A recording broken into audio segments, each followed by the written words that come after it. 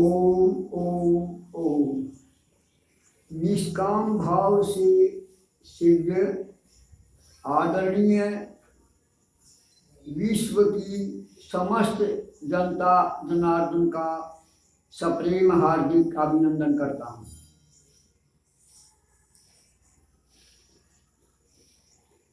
इस चैनल जिस चैनल पर मैं बोल रहा हूँ उसका आत्मनिर्भर नाम है।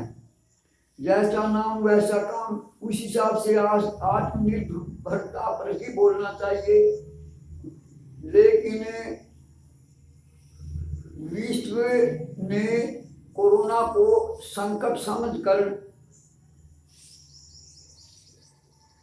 इस पर उपाय किए जा रहे हैं इससे बचने के, इसलिए पहले इस पर कोरोना पर ही बोला जा रहा है। तो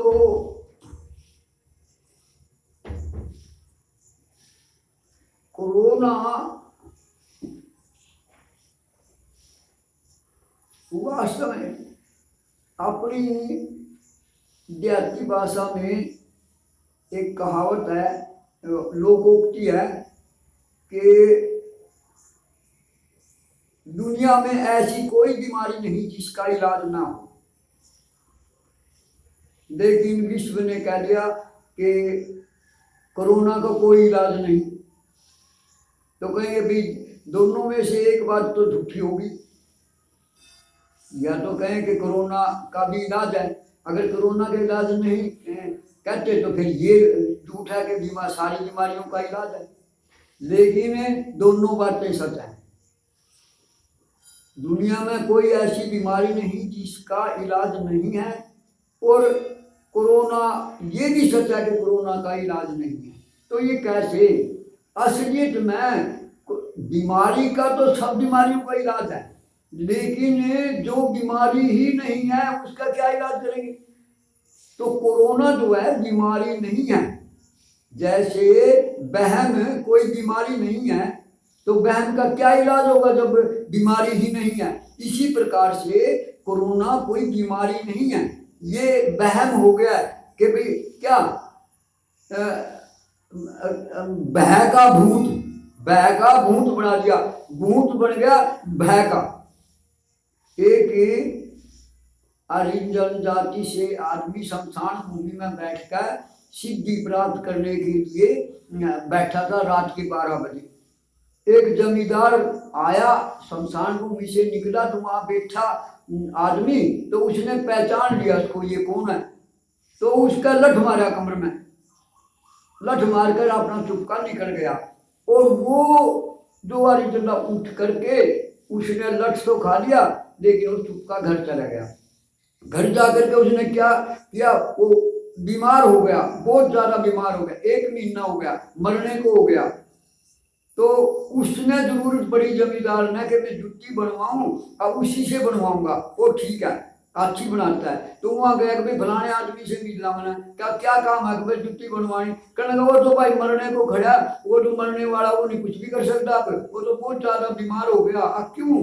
अब कोई शमशान भूमि में गया था और उसने पता नहीं क्या देखा, और वो तो बीमार है। अरे मेरे से तो गया, कहने लगा क्या बात है? कहने लगा बस मैं तो मरूंगा, मैं जुत्ती चाटी कुछ नहीं बना सकता। तेरी ऐसी तैसी तेरी उस दिन तो बड़ा भगत बना बैठा था रात के 12 बजे, तो लठ लग गया ना मेरा तेरा, तब मरने वास्ता तैयार हो गया। अगर लठ तेना मारा था अकुर, ओहो मैं तो सोचा कोई भूत तेरे को चिपट गया और मैं तो अब ठीक हो गया, तेरी जुत्ती जरूर बनाऊंगा। तो क्या था? भय का। तो कितने उदाहरण दो, केवल भय ने ही दुनिया का और उनका नाश कर दिया। तो ऐसे ये कोरोना कोई बीमारी कोई कुछ नहीं है, ये तो भय है। और भय का दूर करने के लिए ये जो चैनल चला है इसका नाम है आत्मनिर्भरता। तो इस आत्मनिर्भरता का सुनने का आप अपना स्वभाव बनाओगे तो कोई कोरोना, कोई बीमारी, कोई संकट, कोई कुछ नहीं। सब आप देखो, प्रारब्ध से जो आएगा उन्हें तो आने आना है, प्रारब्ध को कोई रोक नहीं सकता। लेकिन जैसे ज्ञानी पे भी सुख आता है, दुख आता है, अज्ञानी का, तो ज्ञानी तो उसमें आनंद में रहता है, उसका सदुपयोग करके अपना कल्याण कर देता। अज्ञानी लुटता जाता है, तो फिर दोनों खोई अपने आदेश वो दोनों तरफ से चला जाता है। तो इसी प्रकार से ये जो आत्मनिर्भरता है, तो आत्मनिर्भर क्या मतलब है? आत्म अपनी आत्मा पे जो निर्भर है असलियत में वही स्वाधीन है नहीं? तो अब मैंने इसके कोरोना के बचने क्या करा था? कष्टा खरु प्राश्रय कष्ट पर धर्म भयावह, मतलब धर्म भी और आसरा भी। जब हम मैंने इसको आत्मनिर्भर का मतलब क्या है कि स्वाश्रय, स्वयं मैंने आत्मा, तो कष्टा खरु पराश्रय, पराश्रय तो कष्ट देने वाला है, स्वाश्रय कष्ट देने वाला नहीं है। स्वाश्रय कह लो, स्वाधीन कह लो, आत्मनिर्भर कह लो, और इसको योगारूढ़ कह लो, योगस्थ कह लो, इसको मतलब सहज अवस्था कह लो, सहज समाधि कह लो, अरे और नित्य योग कह लो, आत्मस्थ कह लो, समाधावचना कह लो, स्थिर बुद्धि कह लो, समबुद्धि कह लो, और योगस्थ कह लो, और मतलब इसके दुनिया भर के पर्यायवाची शब्द हैं ये सारे के सारे। तो और मतलब अक्रिय अवस्था, मतलब कुछ भी करना नहीं, संसार में पानी पीने के लिए भी प्रयास करना पड़ेगा, लेकिन इसके लिए कोई प्रयास नहीं, कोई क्रिया नहीं, कोई, क्योंकि क्रिया का आरंभ होता है और अंत होता है। लेकिन जिसका कोई क्रिया ही नहीं है उसका क्या आरंभ होगा, क्या अंत होगा? वो तो नित्य है।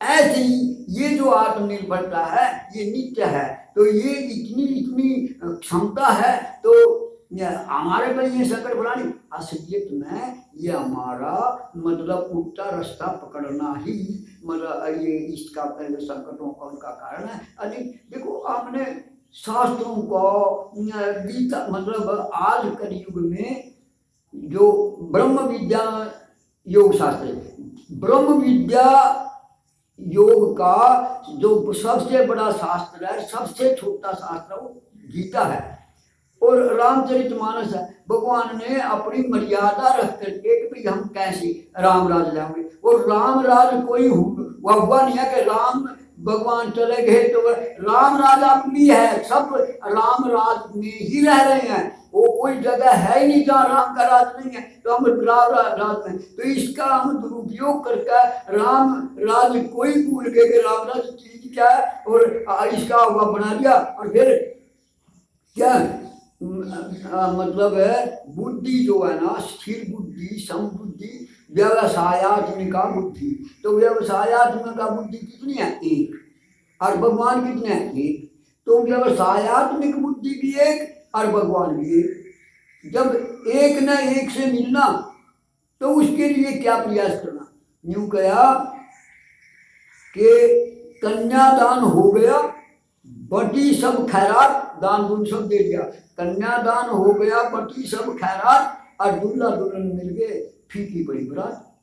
बरात कौन है? ये संसार, ये शरीर, ये फीका हो जाता है, इससे कोई वास्ता नहीं रह जाता। गीता में भगवान ने कहा कि जैसे बहुत बड़ा जल का स्रोत हो है, ऐसे ही वेदों से उसका वास्ता इतना कराया जाता है। और जैसे मतलब छोटे मोटे तालाब है ना, तो उनमें जल है, और एक बड़ा स्रोत मिल गया, तो वो जो स्रोत है मिलने के बाद उनके जोड़ी तालाब छोटे पानी का जो जलाशय है उससे कोई वास्ता नहीं आता। ऐसे बड़ा सबसे ग्रंथ हमारा, सबसे ज्ञान और जो सर्वोपरि है वेद है, उनका जो ब्रह्म ज्ञानी हो गया, तो इसलिए ये योगस्थ हो गया, जो मतलब आत्मस्थ हो गया, उससे इससे बरात से कोई वास्ता नहीं रह जाता है।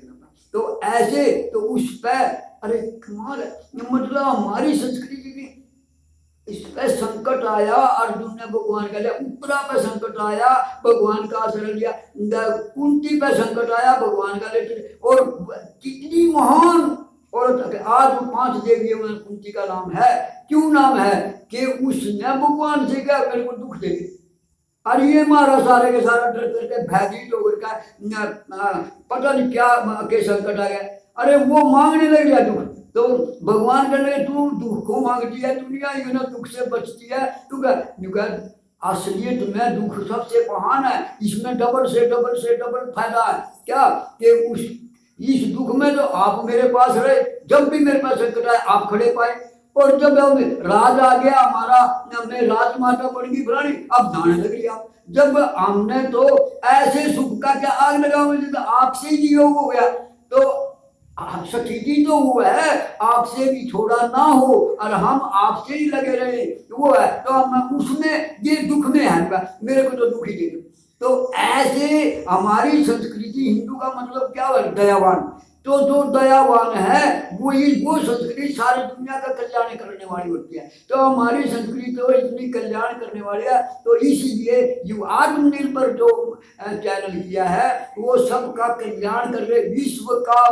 विश्व मात्र में जो मनुष्य है वो उन सबको जन्म सिद्ध मौलिक अधिकार है। आज ये धक्के खाते हैं हमारे को ये अधिकार दो, ये अधिकार दो, ये आरक्षण दो, ये क्या बुद्धि का दिवालियापन है। क्यों? अरे एक बार अकबर को जब कभी जंगल में चला गया, उसको जमींदार मिला भूखा प्यासा था, उसने उसको मजीरा दे दिया अकबर को, कहने लगा जी जनाब, तो वो उसकी भूख और प्यास दोनों मिट गई। तो दोनों जब उसकी मिट गई तो उसने बड़ा आसान माना, करना भाई चला कभी कोई बात आवे तो मेरे मतलब पास आ जाना। तो उसमें एक बार कड़की आई कि चलो राजा को मिलते हैं। तो राजा को मिलने के लिए मतलब वो गया ना, तो राजा वहां अरदास कर दे पाया, दोनों हाथ खड़े करा, या अल्लाह करने बड़ी मैं तो इससे मिलने आया देश दुनिया बादशाह कौन से, ये खुद ही मतलब इतना मतलब भगवान जिससे यूं मांग रहा है उसी से नहीं मांगूंगा, मैंने इससे मांग करके क्या फायदा, क्यों बीच में बदलने की क्या जरूरत है। चलो वापिस चला जाने लगा। तो उसने देख लिया कि आदमी वो मेरे को मिलने आया था, उसको पूछू। तो उन्होंने पूछा ना, बुलाया वापिस, कहने में आया तो था काम कभी आपसे सहायता आसरा दे, लेकिन मैंने सोचा ये हुई चीज जिसका आसरा ये ले रहा मैं उसी का क्यों ले जाऊँ, मैं क्यों उनका बीच में मतलब वो करूँ। तो ये कहने का मतलब ये है कि एक ही साथ है सब सजा, सब साथ है सब गाय, जो सीता मुझको तो पूरा तो उसी का सारा। अब समय हो गया। नारायण नारायण नारायण।